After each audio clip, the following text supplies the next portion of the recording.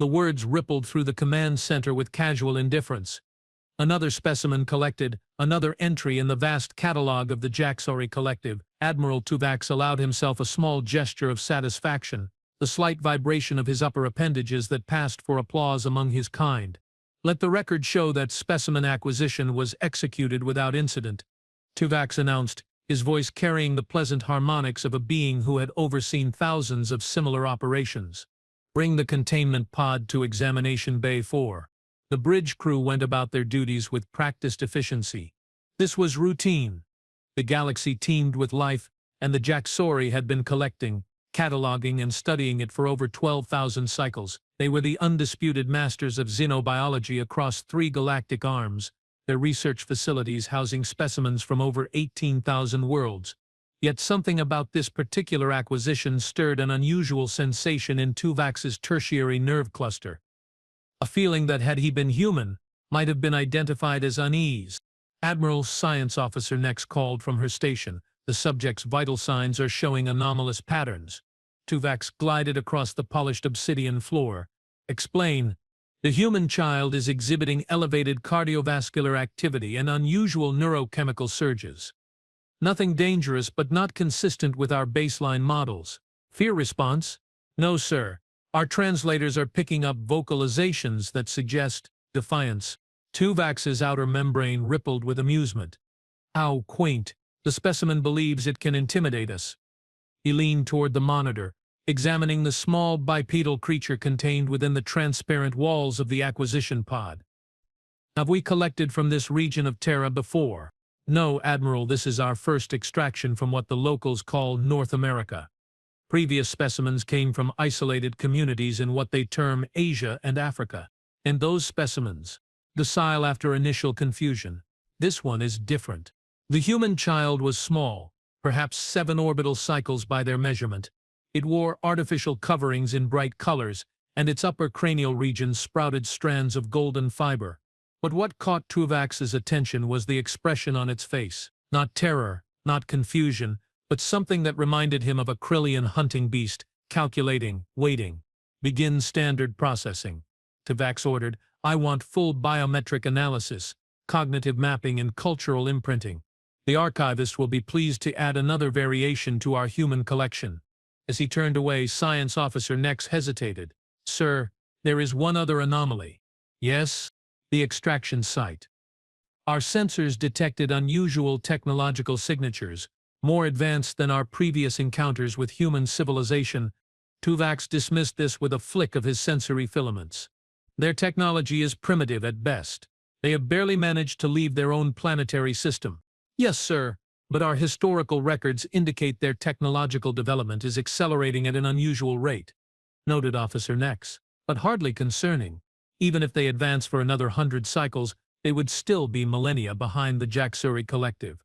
Nex inclined her upper body in the gesture of acquiescence, but her pigmentation shifted to the pale blue of unresolved concern. Admiral, Communications Officer Rule interrupted. We are detecting unusual transmission patterns from the planet's surface, specifically from the region of extraction. Expected. Their rudimentary communication systems always show spikes of activity after an extraction. They attribute the event to various mythological or supernatural causes. Monitor but disregard. Sir, with respect, these are not civilian communications. They appear to be encrypted military transmissions, and they are increasing in frequency. Tuvax paused. This was slightly outside standard parameters. Previous extractions had caused local disturbances, yes, but nothing coordinated. Nothing that suggested organized response. Maintain observation orbit. Engage secondary stealth protocols as a precaution. Yes, Admiral. Tuvax left the bridge, his movement creating small ripples in the atmospheric suspension field that carried him toward the examination bay. Humans were an interesting species, if somewhat unremarkable. They'd been on the Jacksori observation list for nearly 200 cycles, a blip in cosmic time, yet long enough to establish their patterns. They were territorial, emotional, and remarkably adaptable, but ultimately harmless. Their planet was rich in biodiversity, making it an excellent harvesting ground for the Collective's vast biological archives. The examination bay doors parted with a soft hum. Inside, 3 scientists were already preparing the analysis chamber. The human child had been transferred from the acquisition pod and now stood in the center of the room, surrounded by a transparent force barrier. "Status?" Tavax inquired. "Subject is conscious and responsive," Lead Examiner Kiv replied. "We have administered the standard calming agent, but it appears to have minimal effect." Tuvix approached the barrier. The human child stared back at him, its ocular organs tracking his movement with unnerving precision. "Can it understand us?" "We have activated the universal translator. It should perceive our communications in its native language." Tuvix addressed the specimen directly. "Human child, you have been selected for study by the Jaxori Collective. You will be treated humanely and kept in optimal conditions. Resistance is unnecessary and inefficient." The human's face contorted, its small mouth forming what Tuvix recognized as a smile, though not one of pleasure or comfort. "My name is Emma Parker," the child said, her voice remarkably steady. "I am a citizen of the United States of America, and you have no right to take me." Tuvix was momentarily impressed by the creature's composure. "Your designation has been noted. Rights, however, are irrelevant in this context. The advancement of knowledge supersedes individual concern." The human child, Emma Parker, narrowed her ocular units. "My mom and dad will come for me." "Impossible. Our vessel is currently 900,000 kinder above your planet's surface and shielded from detection by your primitive technology. You don't know my parents." Tuvix felt an unexpected ripple of amusement. The confidence of primitive beings was always entertaining. "Your progenitors, while perhaps significant within your limited social structure, are irrelevant to this situation. You will remain in our biological archive for study. Your contribution to science will be noted." The child's response was peculiar, a sound that Tuvix's translator identified as laughter, but lacking the emotional markers of humor or joy. "You really should have picked someone else," Emma said. Tuvix turned to the examination team. "Proceed with standard protocol. I want neural mapping completed before the next cycle." As he exited the examination bay, Tuvix couldn't quite dismiss the strange sensation in his tertiary nerve cluster. A warning signal, perhaps, though against what he couldn't determine. The Jaxori had conducted thousands of specimen collections across hundreds of worlds. What could possibly be different about this one? 16 orbital cycles later, Admiral Tuvix was awakened from his regeneration period by an urgent communication. "Admiral, you are needed on the bridge immediately." First Officer Zoll's voice penetrated the isolation field of his private chambers. "Report," Tuvix demanded as he activated his mobility systems. "We have detected unusual activity from Terra, multiple launch signatures, and orbital insertions." Tuvix arrived at the bridge moments later, his membrane pulsating with irritation. "Have the humans detected us?" "Negative, Admiral. Our stealth systems remain functional, but their activity is concerning." The main display showed a tactical overview of Terra's orbital space. Dozens of small craft had been launched in the past few hours, spreading out in what appeared to be a search pattern. "Are they looking for something?" Tuvix asked. Communications Officer Rule replied. "Based on intercepted transmissions, they appear to be searching for the human child." "Impossible. They cannot know it was taken off-planet. Previous extractions were attributed to internal conflicts or natural predators." "Sir," Science Officer Nex interjected, "there is evidence that this extraction was different. The human child was taken from a location with surveillance technology, and according to our analysis of their information networks, the disappearance has triggered an unprecedented response." Tuvix examined the tactical display with growing concern. The human search vessels were primitive, but their number and coordination suggested a level of organization he hadn't expected. "Show me their information network." The display shifted to a chaotic stream of human communications. Tuvix's translation system struggled to process the volume, but certain phrases repeated: abduction, unknown aircraft, military response, global search effort. How did they organize this so quickly? Tuvix wondered aloud. "Sir, there's more," Officer Nex continued. "The human child, Emma Parker. Her progenitors appeared to hold significant positions within their social structure. The male is identified as General Thomas Parker, commander of something called Special Operations Command. The female is Dr. Diana Parker, director of the Advanced Research Projects Agency." Tuvix felt his membranes contract involuntarily. military and scientific leadership. Yes, Admiral, and based on intercepted communications, they have convinced their global governance structures that the child's disappearance represents a threat to their entire species. Preposterous. They can't possibly know. Admiral Tactical Officer Vex interrupted. We are detecting energy signatures consistent with primitive directed energy weapons being tested in multiple locations on the planet's surface. They are accelerating weapons development because of one missing offspring? The evidence suggests a causal relationship, sir. Tuvix considered the situation. The human's response was irrational and disproportionate, but potentially troublesome. Increase our orbital distance. Maintain observation but ensure absolutely no possibility of detection. Admiral, First Officer Zoll ventured, perhaps we should consider returning the specimen. Our research protocols allow for specimen release if collection creates unforeseen complications. The suggestion sent a wave of indignation through Tuvix's neural pathways. Absolutely not. The Jaxori Collective does not return specimens due to the tantrums of primitive species. We have collected from 18,000 worlds without incident. We will not establish such a precedent now. As you say, Admiral, continue monitoring their activities. I want to know if their behavior pattern changes. The Vax left the bridge with an air of forced confidence, but privately he was disturbed. The human response was outside all predicted parameters. Their rapid mobilization and apparent willingness to develop new technologies in response to a single extraction was concerning. Still, they were primitives. Whatever their reaction, they posed no threat to the collective.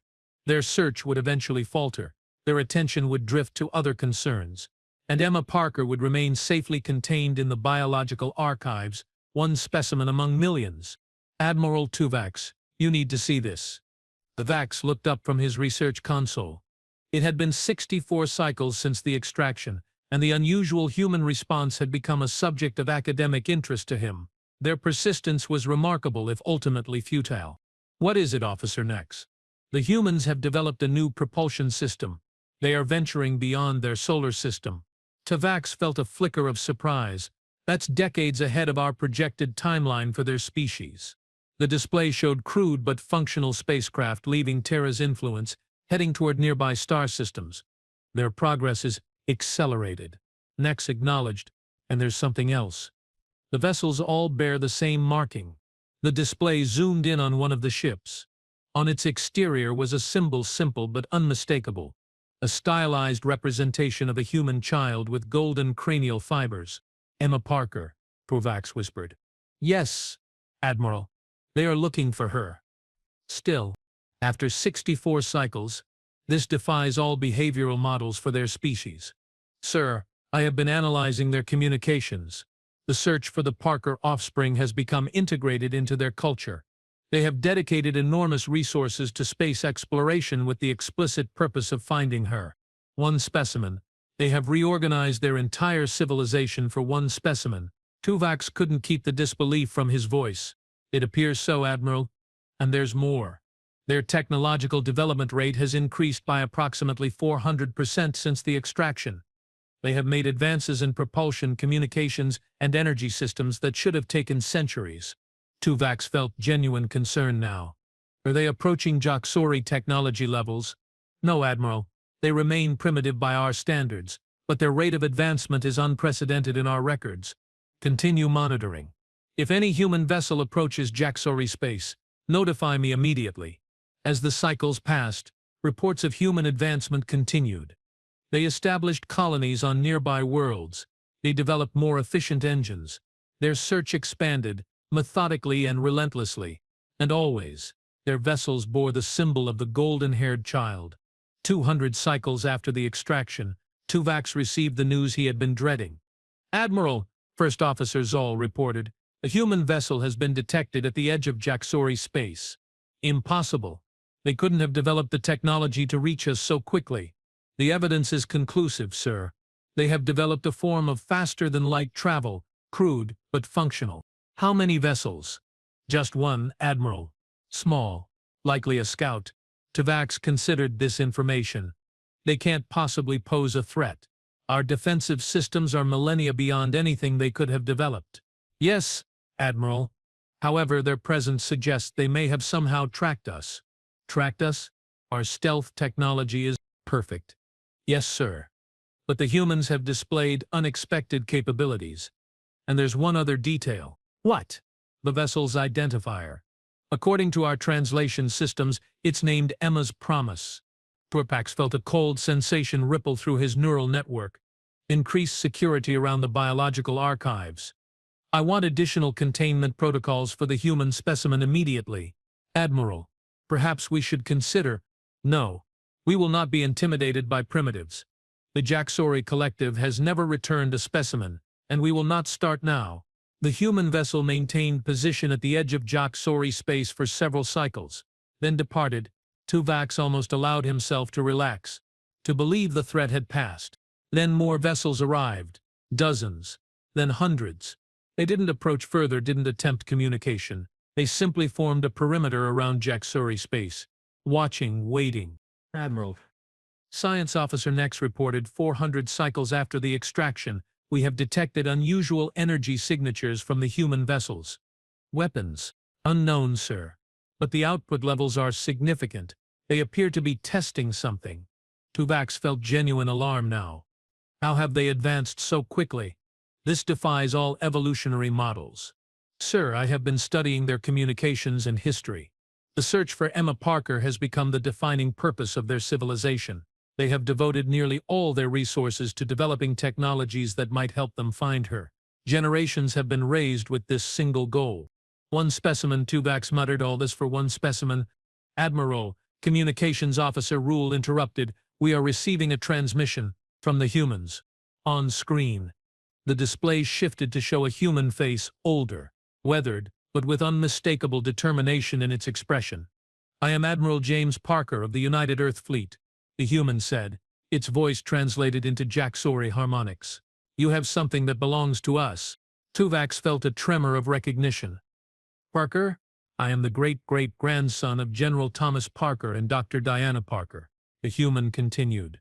400 years ago you took their daughter Emma. We have come for her. Your persistence is noted, Tuvax replied coldly, but the specimen is Jacksori property. Your intrusion into our space is a violation of cosmic law. The human's expression didn't change. We don't recognize your laws. Return Emma Parker, unharmed, and we will leave your space immediately. And if we refuse, then we will take her. Tuvax allowed himself a gesture of amusement. Your technology, while surprisingly advanced for your species, is no match for the Jacksori Collective. We have dominated this region of space for 12,000 cycles. Perhaps, Admiral Parker acknowledged. But you should know something about humans, something you clearly failed to understand when you took one of our children. And what is that? We don't stop. We never stop. You took Emma 400 years ago, thinking we were primitive and powerless. Look at us now. What do you think we will be capable of in another 400 years, or 1,000? The human's words sent an involuntary ripple of concern through Tuvax's neural pathways. He glanced at his officers, noting their shifting pigmentation, the Jacksori equivalent of nervous pallor. You would risk your entire species for one specimen. Admiral Parker's expression hardened. She's not a specimen. She's a child. Our child. And yes, we would risk everything. We have spent 4 centuries preparing for this moment. Every human alive today has grown up with one purpose: to find Emma and bring her home. That is irrational. That is human. Parker leaned forward. You have 6 hours to return her, then we come for her. The transmission ended. Tuvax turned to his officers, noting with displeasure that many displayed colors of fear. Increase defensive protocols. Alert all Jacksori vessels in the sector. We will not be threatened by primitives, no matter how unexpectedly advanced. Admiral, First Officer Zoll ventured cautiously. Perhaps we should consider their demand. The specimen has been extensively studied. Its research value is limited at this point. The principle matters. Tuvax snapped. The Jacksori Collective does not surrender to threats, ever. As his officers carried out his orders, Tuvax made his way to the biological archives. He needed to see this specimen, this Emma Parker, who had somehow become so important that an entire species had reorganized itself around her recovery. The archive chamber was vast, containing thousands of specimens from across the galaxy. The human section was small, just a few dozen containment pods, each holding a preserved representative of the species. Emma Parker's pod was no different from the others. The specimen inside appeared unchanged biological stasis, had kept her exactly as she was on the day of extraction, small, fragile, her golden cranial fibers floating gently in the preservation medium. "You have caused quite a lot of trouble," Tuvok said softly to the unconscious form. He was startled by a response from behind him. "No, you caused the trouble when you took her." Tuvok turned to find Science Officer Nex entering the chamber. "Explain yourself, officer." "I have been analyzing human behavioral patterns since the extraction," Nex replied. "They are unlike any species we have encountered. Their attachment to their offspring transcends rational consideration. Their response to the threat or loss of a child is extreme, overwhelming all other priorities. In evolutionary weakness," Tuvok dismissed. "No, Admiral. An evolutionary strength. It's why they have advanced so quickly. The entire species united around a single purpose: finding this child. They have compressed 1,000 years of development into 400 because of her." "You sound as if you admire them." "I fear them," Nex corrected. "And I think you should too." Before Tuvok could respond, the ship's alert system activated. "Admiral Tuvok to the bridge immediately. Human vessels are approaching." When Tuvok arrived at the bridge, the tactical display showed dozens of human ships moving toward the Jaxori homeworld. "Their time limit has not expired," Tuvok noted with irritation. "Sir, they are not attacking," Tactical Officer Vex reported. "They are surrounding us." The display confirmed it. The human vessels were taking up positions around the planet, creating a perfect blockade. "Admiral Parker is hailing us again," Communications Officer Rule announced. On screen, the human's face appeared, now accompanied by others, a diverse group of his species, all wearing similar expressions of resolve. "Admiral Tuvok," Parker began, "I want to introduce you to some people. This is General Sophia Chen, Supreme Commander of Earth's military forces. This is President Alejandro Reyes, leader of the United Earth Government. This is Dr. Keone Okafor, director of the Emma Parker Recovery Initiative." Each human nodded as they were introduced. "Your governmental structure is irrelevant to this discussion," Tuvok replied coldly. "You misunderstand," Parker continued. "I'm not introducing them to impress you. I'm introducing them so you understand that every level of human civilization is represented here. Every one of our ships carries similar representatives: scientists, soldiers, leaders, artists, children." "Your point?" "My point is that we are not bluffing. Look at your sensors. Our vessels are now positioned around your world. Each one is carrying what we call an Emma device." Tactical Officer Vex confirmed. "Sir, the energy signatures we detected earlier, they are massive. Each ship appears to be carrying a device capable of—" "Sir, if these readings are correct, each device could destroy a significant portion of our world. You would threaten planetary destruction. For one specimen." Tuvok couldn't keep the disbelief from his voice. "For Emma," Parker corrected. "And yes, without hesitation, you are bluffing. No species would risk such a conflict over a single individual." Parker's expression didn't waver. "You still don't understand humans, Admiral Tuvok. When you took Emma, you didn't just take a child. You took our future, our hope. You showed us that the galaxy contained threats we couldn't imagine. And in doing so, you gave us a purpose." The human gestured to those around him. "Everyone you see here is a descendant of someone who swore an oath to find Emma Parker and bring her home, no matter the cost, no matter how many generations it took. For 400 years, every human child has been taught her name, shown her image, and raised to continue the search." Tuvok felt something he had never experienced before: genuine fear of a species he had considered primitive. "I will give you one final chance," Parker said. "Return Emma Parker to us, unharmed, and we will leave your space and never return." Tuvok looked to his officers. Their pigmentation told him everything he needed to know. They were terrified. "And if we refuse?" Tuvok asked, already knowing the answer. "Then the oath will be fulfilled a different way," Parker replied simply.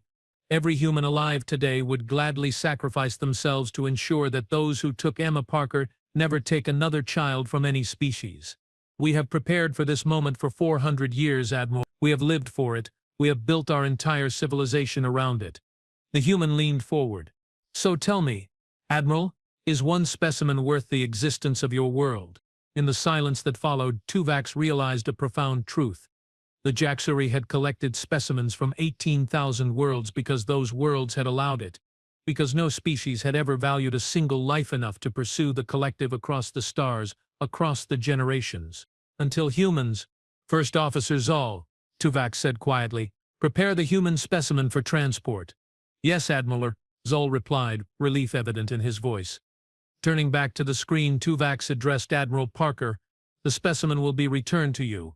But know this, human. The Jaxori Collective does not forget such insults. Parker's expression didn't change. Neither do we, Admiral. Neither do we. As arrangements were made for the transfer, Tuvax found himself in the medical bay watching as Emma Parker was carefully removed from stasis. The process would take time, ensuring her biological functions resumed normally after 400 cycles of suspension was delicate work. Science Officer next joined him, her pigmentation subdued. You made the right decision, Admiral. Did I? The Collective has never surrendered a specimen. Never. The Collective has never encountered humans before, Nex replied simply. They are different. Different enough to advance centuries in mere decades. Different enough to threaten planetary destruction for one offspring. Tuvax's membrane rippled with reluctant admiration. Perhaps we should have studied them more carefully before taking one of their young. Perhaps that's the lesson here, Nex suggested. Some species cannot be treated as others. Some bonds cannot be broken, even across time and space. As the medical team worked, the human child Emma Parker began to stir. Her eyes opened, focusing first on confusion, then on the alien beings surrounding her. Instead of fear, her expression settled into that same determination Tuvax had noted 400 cycles ago. I told you my parents would come for me, she said. Admiral Tuvax watched as the medical team finalized preparations for Emma Parker's transfer. The human child remained remarkably composed, her small form now dressed in a preservation suit that would maintain her biological stability during the exchange. Your progenitors did not come for you, Tuvax felt compelled to point out. They perished centuries ago. Emma tilted her head slightly. They sent others. That's the same thing. It is not. The humans waiting for you share no direct biological connection to you. They are strangers. You really don't understand, do you? Emma's voice carried a confidence that continued to unsettle Tuvax. Family isn't just biology. It's a promise. Science Officer Nex leaned closer to Tuvax. Admiral, the human vessels are maintaining position. Their weapons systems remain active but not targeted. Proceed with the transfer, Tuvax ordered. I want this incident concluded with minimal diplomatic damage. The Jaxori flagship's central hangar had been prepared for the exchange. A small delegation of human representatives had been permitted to board a concession Tuvax had made reluctantly but deemed necessary to ensure a smooth transition.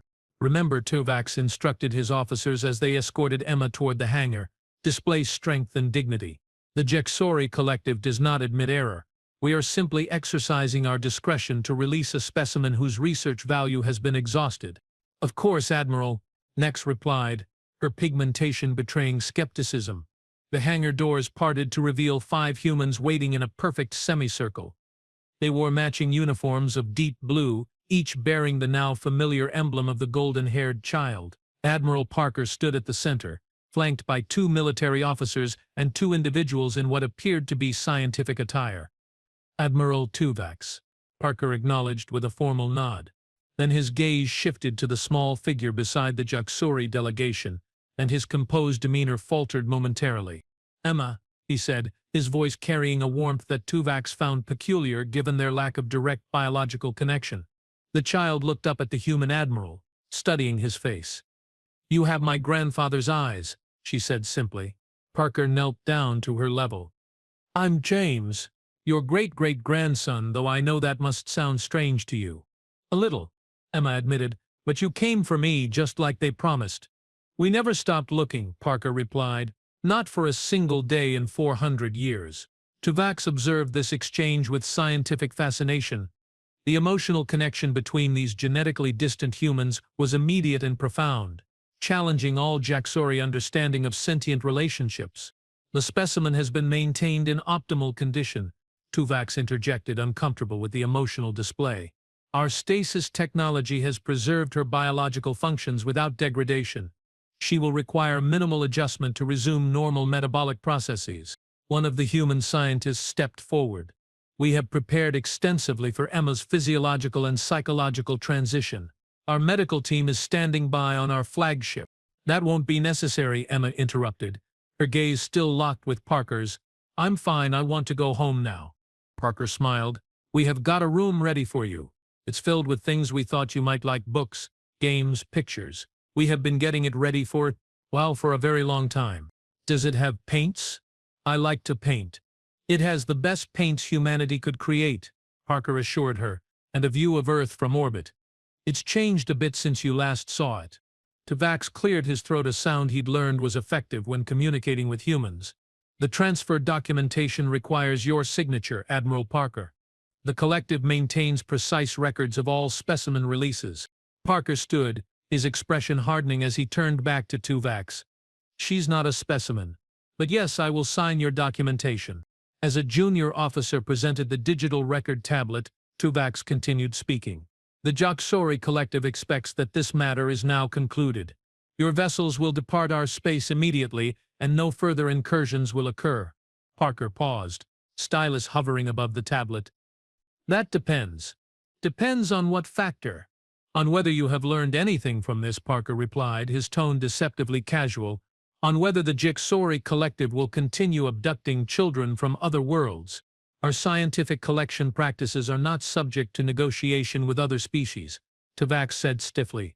Emma tugged at Parker's uniform. They have others. I saw them. Parker's eyes narrowed. Others? Human children? Not human, Emma replied. Different, but children. In the big room with all the tanks. Some of them were awake. They looked scared. Tuvax felt a ripple of alarm course through his neural pathways. The child had been conscious during transfer to the medical bay.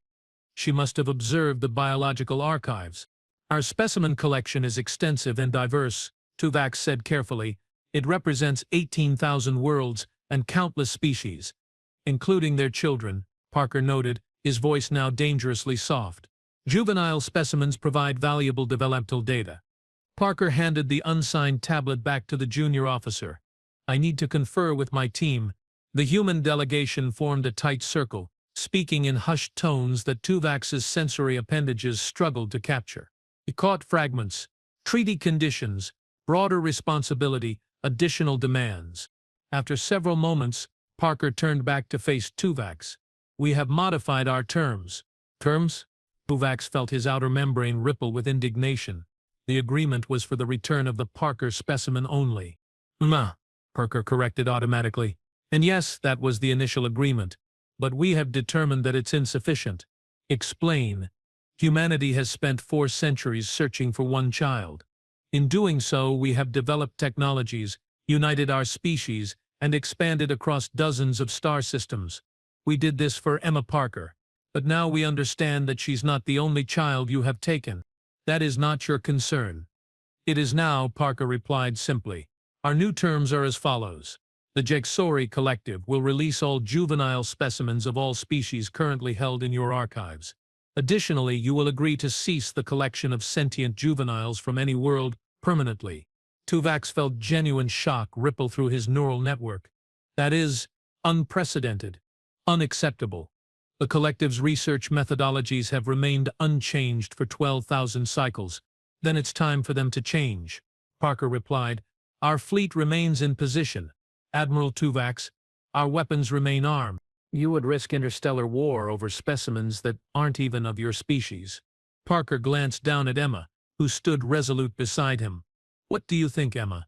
Would the child nodded. They would, because that's what humans do. We protect kids, all kids. Parker smiled. Well said. He returned his gaze to Tuvax. You have 6 hours to begin the release process of all juvenile sentients in your possession. After that, we will take more direct action. This is extortion, Tuvax protested. This is consequence, Parker corrected. Something the Jaxori Collective has apparently avoided for 12,000 years. As the human delegation prepared to depart with Emma, Parker paused at the hangar threshold. One more thing, Admiral. We will be establishing a permanent monitoring station at the edge of Jaxori space. Any vessel detected conducting specimen collection from inhabited worlds will be intercepted. You have no authority to police this sector, Tuvok said, struggling to maintain his composure. We have the capability, Parker replied simply, and after what you did, we certainly have the motivation. Good day, Admiral.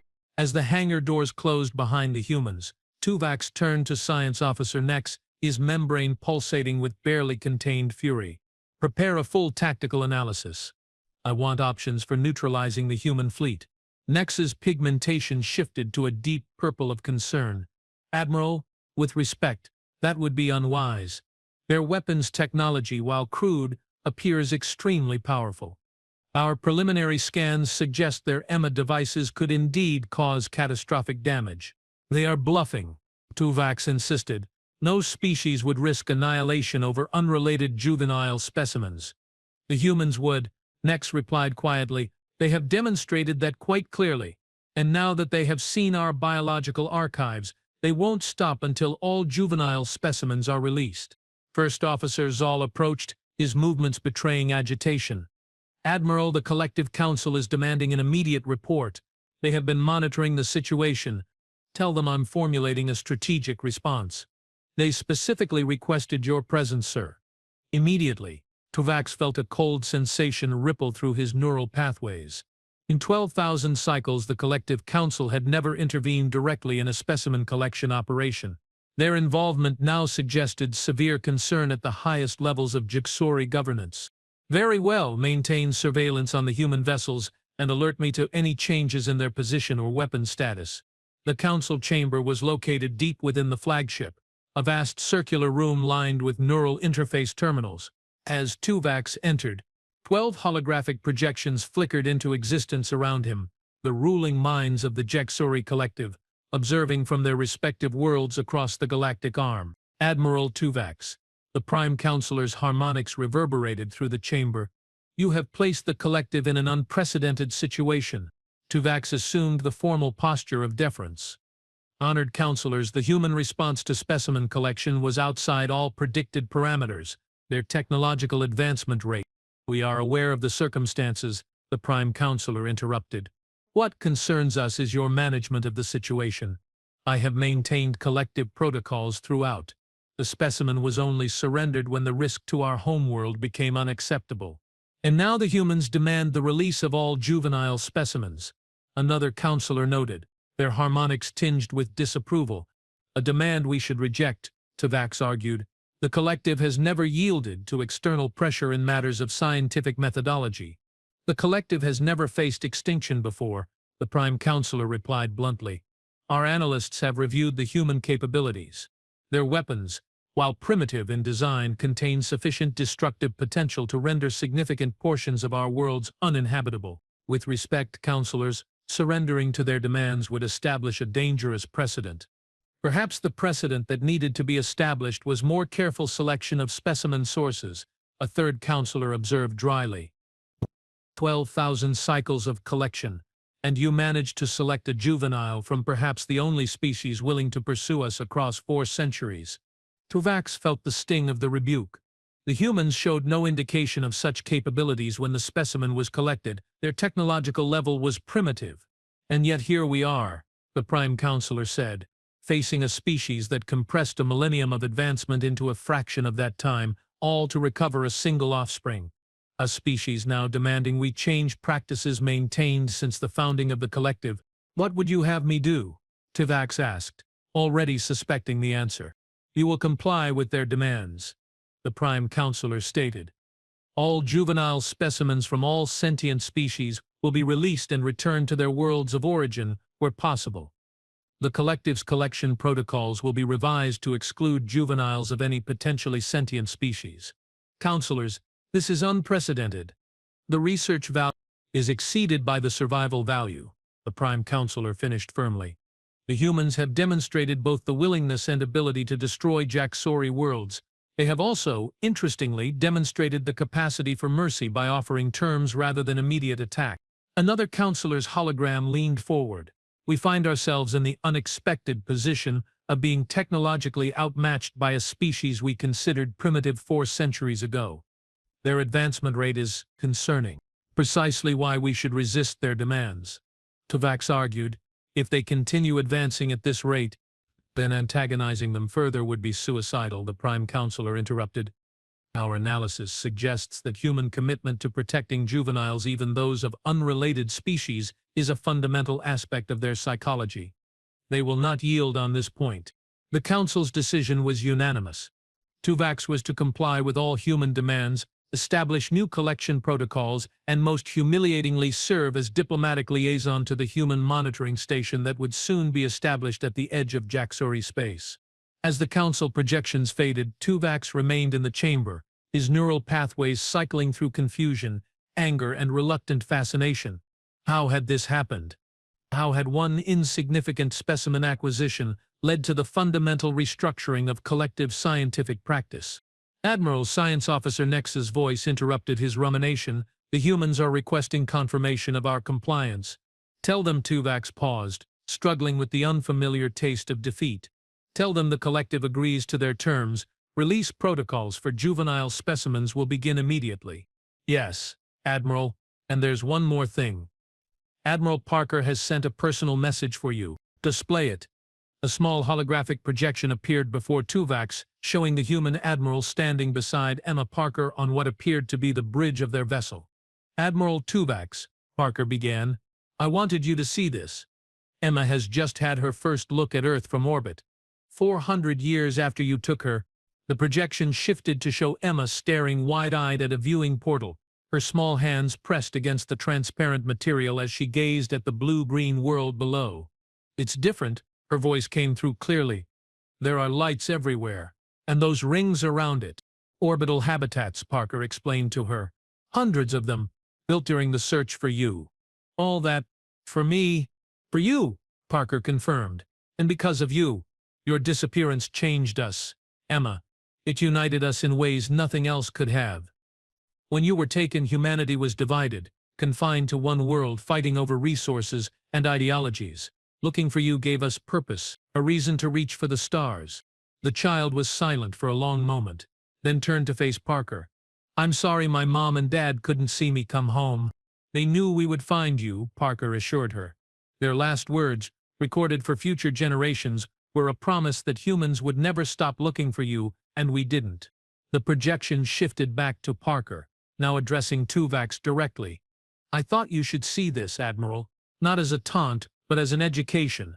You took one human child, thinking us too primitive to respond effectively. In doing so, you inadvertently created a humanity united by purpose, driven by promise, now capable of holding the Jaxori collective accountable.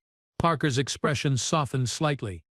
I hope your species learns from this, not just about humans, but about the value of every sentient life, especially the young. Perhaps someday, centuries from now, our species might meet as equals, as partners in ensuring such things never happen again. The projection ended, leaving Tuvax in contemplative silence. Science Officer Nex entered the chamber, her pigmentation reflecting a complex emotional state. The release protocols have begun, Admiral. The first juvenile specimens are being prepared for return transport. How many are there? Tuvax asked quietly. 8,423 juvenile specimens classified as belonging to potentially sentient species, Nex replied. Some have been in stasis for thousands of cycles. And their worlds of origin? Many still exist, though some have changed significantly. The humans have offered transportation assistance for those whose civilizations lack interstellar capability.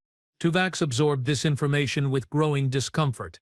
8,000 juveniles taken from their worlds, their families. The collective had always viewed this as necessary scientific practice, the advancement of knowledge superseding individual concerns. Now, through the lens of the human response, he found himself questioning that assumption for the first time in his long existence.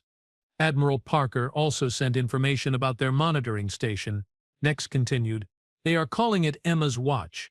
It will be staffed by representatives from human worlds, and interestingly, they have invited Jaxori scientists to participate as well, to keep us under observation, Tuvax noted bitterly. Perhaps, Nex acknowledged, But also I believe as a genuine attempt at cultural exchange, the humans seem complicated, capable of both extraordinary threat and extraordinary mercy.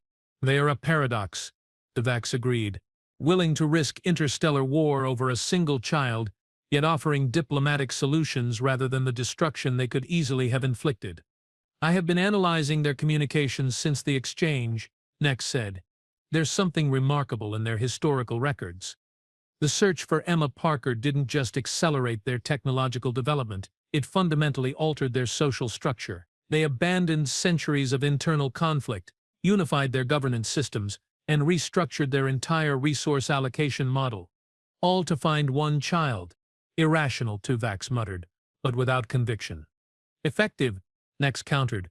Perhaps there's a lesson for the collective in this encounter.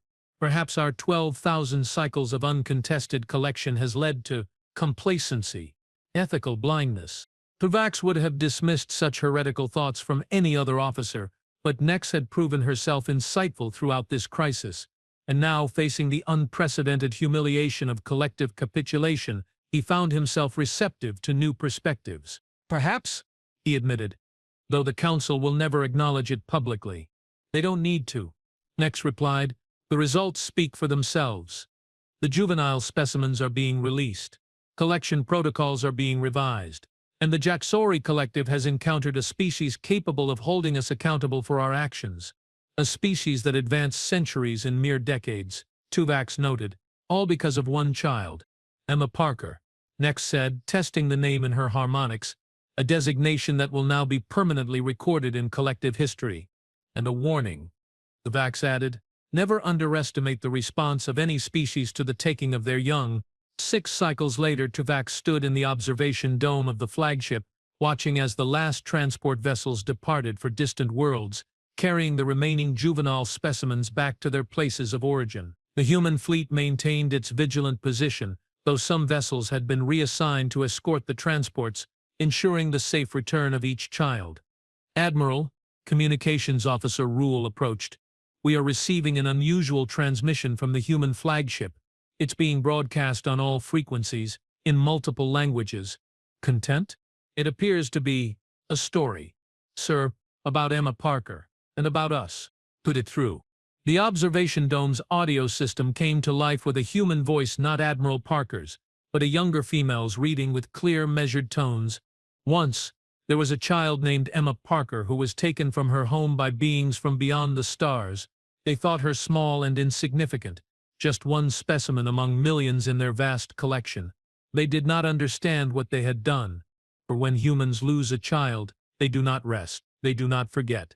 They do not surrender to time or distance or impossibility. 400 years they searched, across the vast emptiness between stars.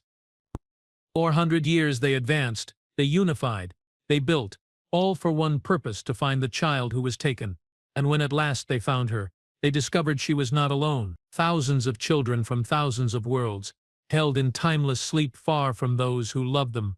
And so humanity made a new promise, not just to their own child, but to all children of all worlds. Never again would the innocent be taken.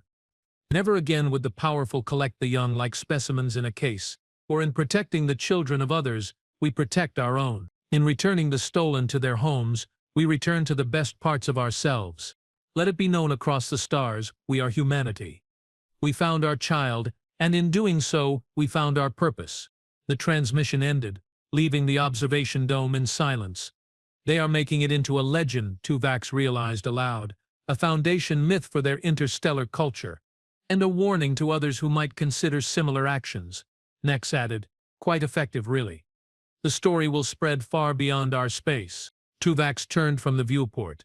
His decision made, prepare my personal transport. I wish to visit this Emma's watch station, Admiral. Nex questioned, surprised. The Council has appointed me diplomatic liaison, Tuvax reminded her, and I find myself curious about these humans, about how a species could advance so rapidly, united by a single purpose. And what will you say to them? Nex asked.